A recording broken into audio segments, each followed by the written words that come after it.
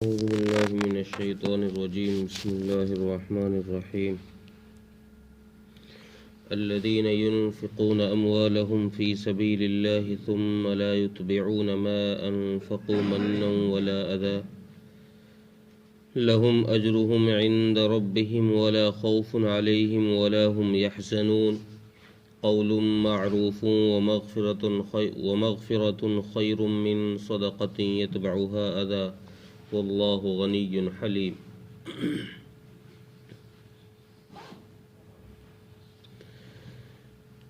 پچھلی آیت میں جس انفاق فی سبیل اللہ کا ذکر کیا گیا تھا، جس کی مثال دے کر بتایا کہ 1 روپیہ خرچ کرنے پر 700 کا ثواب ملتا ہے، جیسے، اور اس کی مثال دی تھی کہ جیسے ایک دانہ کوئی زمین میں بوئے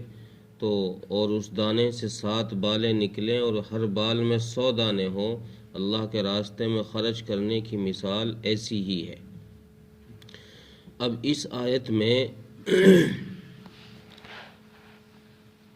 اس انفاق فی سبیل اللہ کا کچھ اصول بتایا جا رہا ہے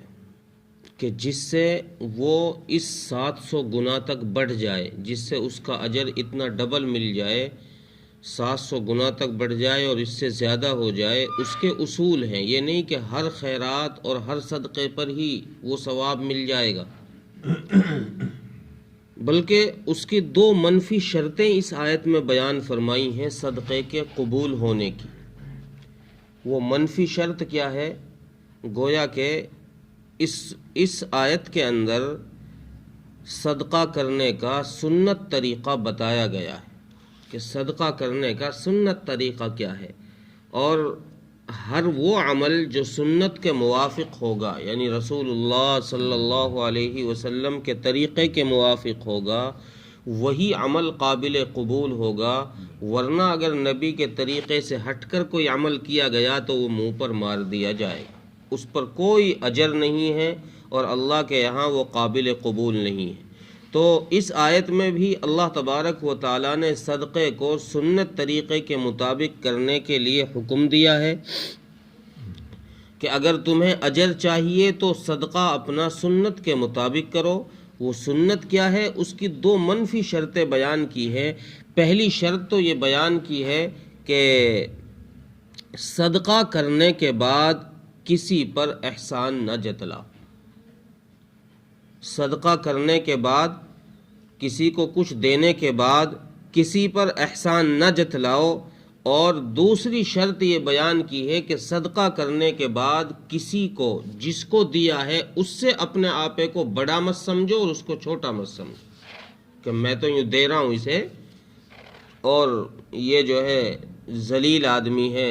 گھٹیا آدمی ہے، چھوٹا آدمی ہے. ایسے خیالات اپنے ذہن میں نہ لے کر آؤ اور اس کو برابر کا ہی سمجھو، اپنے برابر کے درجے کا ہی اسے سمجھو، اس کو ذلیل نہ سمجھو، گھٹیا نہ سمجھو. یہ 2 شرطیں یہاں پر بیان فرمائی ہیں کہ یہ 2 شرطیں جس صدقے کے اندر ہوں گی اس صدقے پر اللہ تبارک و تعالی اجر عطا فرمائیں گے. اور اگر ان دونوں صدقوں میں سے کوئی سی شرط فوت ہو گئی تو اس صدقے پر اجر نہیں ہوگا. ایک شرط فوت ہو جائے، یعنی کسی کو دینے کے بعد احسان جتلانا شروع کر دے،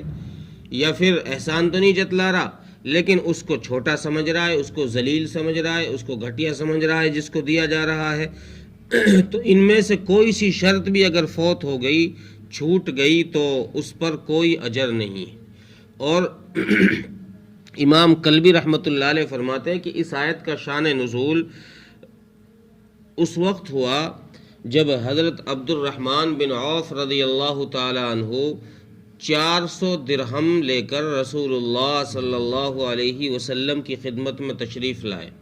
اور آ کر عرض کیا، یا رسول اللہ، میرے یہ 400 درہم ہیں، میرے پاس 800 درہم تھے، 400 میں نے اپنے بیوی بچوں کے لیے، اپنی ضروریات کے لیے رکھ لیے ہیں، اور یہ 400 میں اللہ کو قرض دینے کے لیے لایا ہوں. رسول اللہ صلی اللہ علیہ وسلم نے فرمایا کہ اللہ تیرے ان 400 میں بھی جو تو گھر چھوڑ کر آیا ہے اور ان میں بھی جن کو تو اللہ کے نام پر دینے کے لیے لایا ہے، اللہ ان میں برکت عطا فرمائے۔ یہ دعا دی تو اللہ تبارک و تعالیٰ نے یہ آیت نازل فرمائی۔ ایک روایت میں ہے کہ غزوہ تبوک کے موقع پر جب جیش العسرہ غزوہ تبوک کی تیاریاں چل رہی تھی، تبوک کے لیے جنگ کی تیاریاں چل رہی تھی اور سامان اکٹھا کیا جا رہا تھا، تو اس وقت حضرت عثمان غنی رضی اللہ تعالی عنہ نے 1000 اونٹ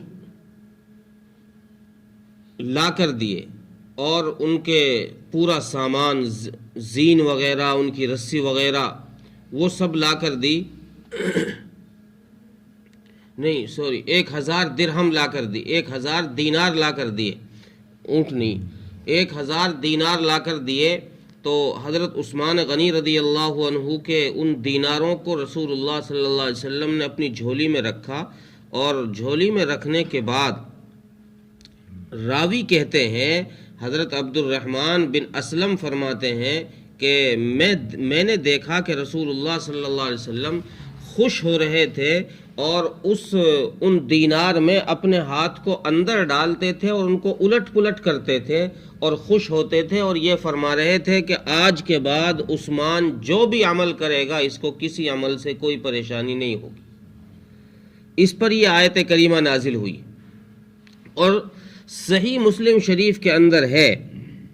صحیح مسلم شریف میں ایک روایت ہے کہ 3 شخص ایسے ہیں جن کی طرف اللہ تبارک و تعالی نظر رحمت ہی نہیں فرمائیں گے، نہ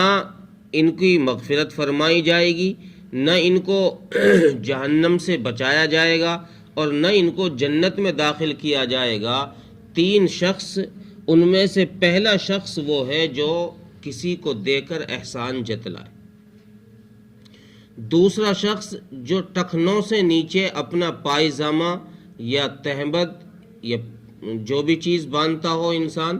وہ شلوار وغیرہ جو بھی پہنتا ہو، وہ چیز ٹخنوں سے نیچے اگر ہے تو وہ بھی اس میں داخل ہے۔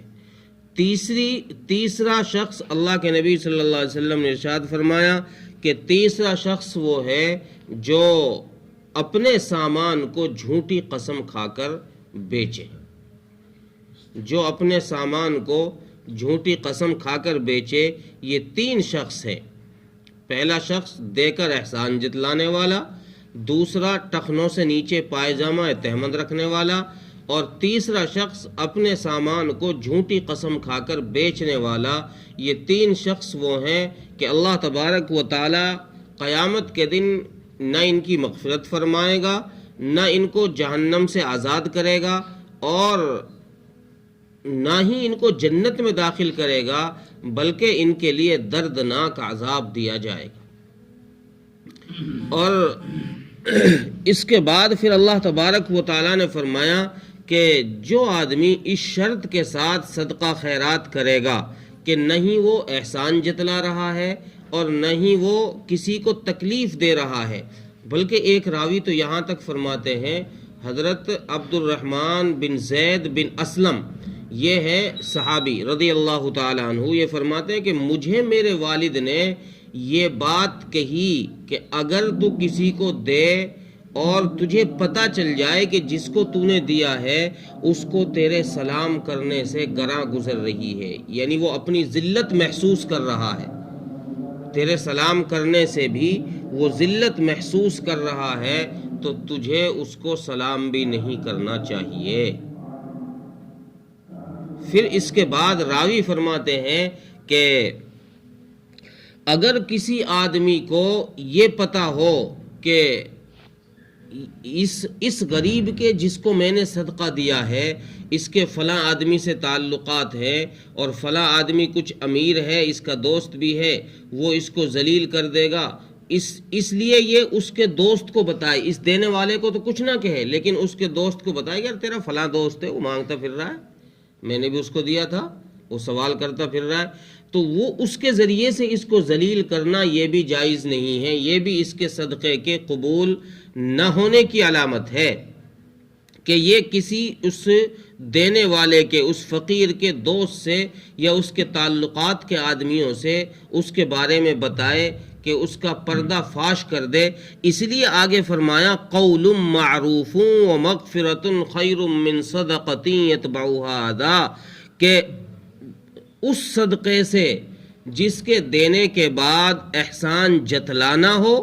یا تکلیف پہنچانا ہو، اس صدقے سے تو بہتر ہے کہ اس فقیر سے کوئی بھلی بات ہی کہتے. اس کو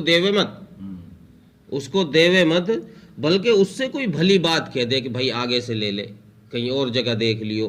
ایسی بات کہہ دے. اور بعض نے فرمایا ہے کہ قول معروف و مغفرت سے مراد یہ ہے کہ جیسے بہت سارے فقیروں کی، مانگنے والوں کی عادت ہوتی ہے کہ وہ پیچھے پڑ جاتے ہیں، دے دو جی اللہ کے نام پہ دے دو جی، وہ پیچھے نہیں چھوڑتے، کافی دور تک ساتھ کھینچے چلے جاتے ہیں. تو مفسری تفسیر مظہری فرماتے ہیں کہ ایسا، اس سے مراد وہ فقیر ہیں جو پیچھے پڑ جائے کہ اس فقیر کو جھڑکو نہیں، اس کو ڈانٹو نہیں کہ وہ تمہارے پیچھے پڑ رہا ہے تو اب تم اس کے دھکے مارنے شروع کر دو، گالیاں دینے شروع کر دو، بلکہ اس سے درگزر کرو. اگر وہ تمہارے پیچھے پڑ رہا ہے تو اس سے درگزر کرو اور اس کو معاف کر دو. اگر تمہارے پاس دینے کو بھی کچھ نہیں ہے تو کم سے کم اسے درگزر فرما کر درگزر کر کے اس کو معاف کر دو، اور اس آدمی سے اس کو جھڑکو نہیں، اس کو تکلیف نہ پہنچاؤ کسی قسم کی بھی. واللہ غنی، اور آخر میں اللہ نے فرمایا کہ اللہ بے نیاز ہے. اللہ کو تمہارے اس خیرات کی، اس زکوٰۃ کی، اس صدقے کی ضرورت نہیں ہے. اللہ بے نیاز ہے اور وہ حلیم بھی ہے، بردبار بھی ہے، وہ برداشت بھی کرنے والا ہے کہ تم غلطیاں کرتے رہتے ہو. تم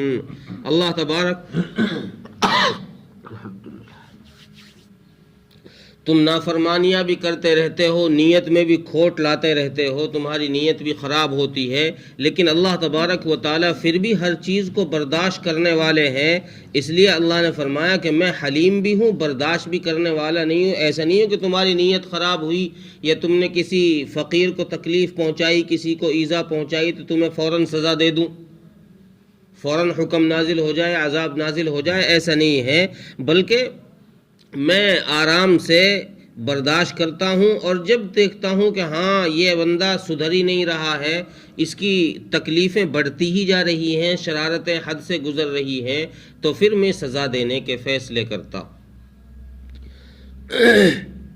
تو خلاصہ کلام اس کا یہ نکلا ان آیتوں کا کہ صدقہ دینے میں پہلی شرط یہ ہے کہ آدمی کی نیت صحیح ہو، اور دوسری شرط یہ ہے کہ اس صدقے کے بعد کسی کو احسان جتلانے اور تکلیف دینے کی انسان کے ذہن کے اندر خیال بھی نہ آتا ہو،